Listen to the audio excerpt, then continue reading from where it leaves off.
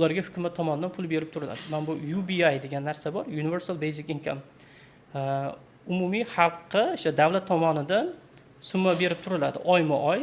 Sizga ishlamasangiz ham siz uyingizga chek kelib turadi. Oyiga 5,000 so'mdan, 5,000 dollardan deylik, bitta oilaga berib turiladi. Siz ishlashingiz shart emas, faqat o'zingiz xohlagan narsangizni qilasiz, hayotda shunaqa yashaysiz degan narsani, shunaqa g'oya bor oldinda. Buni eksperimentlar o'tkazilgan. Bugungi kunda Keniyada hozir bor shu narsa bo'lyapti. O'sha yordamga muhtoj ishsizlarga 20 dollardan oyga berib borishadi. Bu sinovdan o'tyapti. Finlandiyada bo'lsa, bu o'sha 2017-18-yillarda 2 yillik eksperiment o'tkazilgan.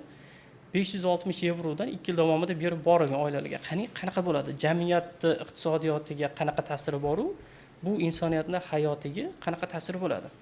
Ularda umuman ishdan to'xtab qolishmagan, chunki 560 dollarda siz 560 yevroga siz oilangizni boqa olmaysiz, lekin qo'shimcha summa bo'lganligi uchun ular haliga qanaqadir negativ yoki pozitiv rezultat olishmaganda, natija olishmagan.